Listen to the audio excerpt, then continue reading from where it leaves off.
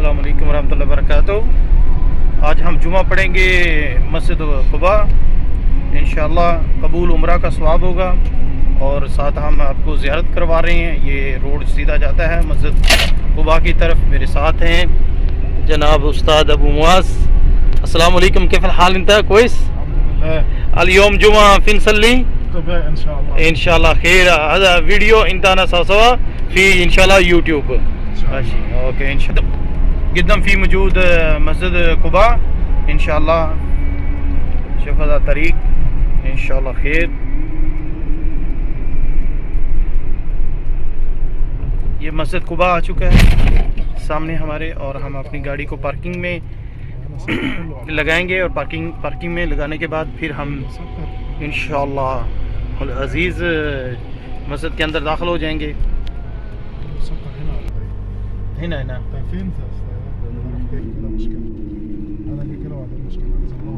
إن شاء الله.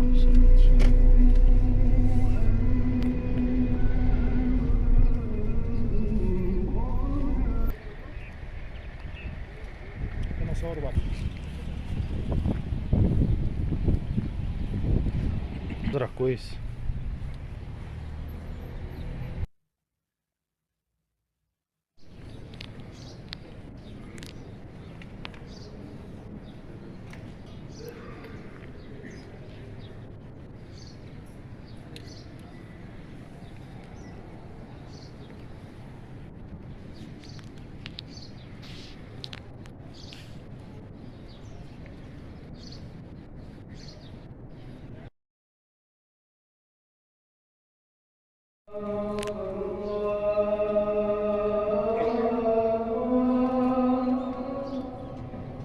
الله أكبر الله.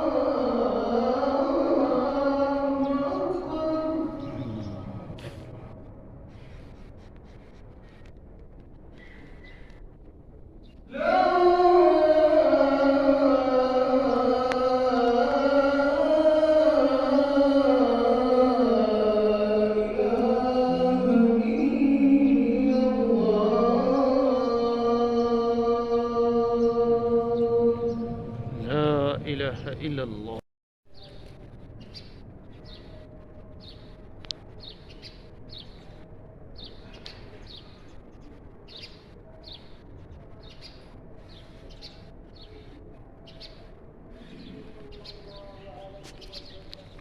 إن الحمد لله نحمده ونستعينه ونستغفره ونتوب إليه ونعوذ بالله من شرور أنفسنا وسيئات أعمالنا.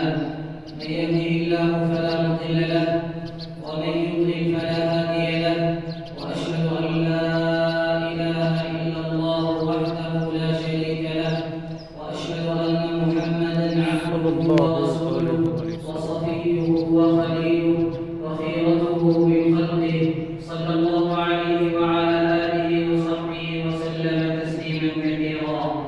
أما بعد فأوصيكم أيها المسلمون ونفسي بتقوى الله.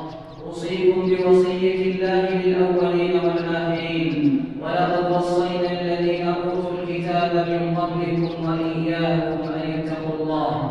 فاتقوا الله عباد الله، فإن التقوى خير زاد ليوم المعاد، وتزودوا فإن خير الزاد التقوى. أيها المسلمون، بعث الله محمدا صلى الله عليه وآله وسلم إلى هذه الأمة ليخرجها من الظلمات إلى النور ومن الضلالة إلى الهداية، واختار لصحبته قوما هم خير خلقه بعد الأنبياء والمرسلين. اختارهم الله عز وجل لصحبة نبيه صلى الله عليه وسلم ونصرته وإقامة دينه وإظهار حقه، فرضيهم له صحابة وجعلهم لنا أعلاما وقدوة، فحفظوا عنه صلى الله عليه وسلم ما بلغهم عن الله عز وجل، وما سن وما شرع وحكم وقضى وندب وأمر ونهى وأدب. روى الإمام أحمد في مسنده عن عبد الله بن مسعود رضي الله عنه أنه قال: إن الله نظر في قلوب العباد فوجد قلب محمد صلى الله عليه وسلم خير قلوب العباد، فاصطفاه لنفسه فابتعثه برسالته. ثم نظر في قلوب العباد بعد قلب محمد فوجد قلوب أصحابه خير قلوب العباد، فجعلهم وزراء نبيه يقاتلون على دينه. معاشر المؤمنين، هؤلاء هم صحابة رسول الله صلى الله عليه وسلم، فضلهم كبير وعظيم لعظم منزلتهم وقدرهم، فهم الذين لقوا رسول الله صلى الله عليه وسلم وآمنوا به وصدقوه، أكثر الناس حبا له، فدوا بأموالهم وأنفسهم وأهليهم، فخلد الله ذكرهم في كتابه العزيز. محمد رسول الله والذين معه أشداء على الكفار رحماء بينهم، تراهم ركعا سجدا يبتغون فضلا من الله ورضوانا، سيماهم في وجوههم من أثر السجود، ذلك مثلهم في التوراة ومثلهم في الإنجيل كزرع أخرج شطأه فآزره فاستغلظ فاستوى على سوقه يعجب الزراع ليغيظ بهم الكفار. وعد الله الذين آمنوا وعملوا الصالحات منهم مغفرة وأجرا عظيما. أثنى عليهم ربهم وعد لهم وأثبت لهم الخيرية. قال تعالى: والذين آمنوا وهاجروا وجاهدوا في سبيل الله والذين آووا ونصروا أولئك هم المؤمنون حقا، لهم مغفرة ورزق كريم، فهم رضوان الله عليهم خير هذه الأمة. قال صلى الله عليه وسلم: خير أمتي قرني ثم الذين يلونهم ثم الذين يلونهم. رواه البخاري ومسلم. عباد الله، اعلموا رحمكم الله أن من العقائد السلفية التي اتفق عليها أهل السنة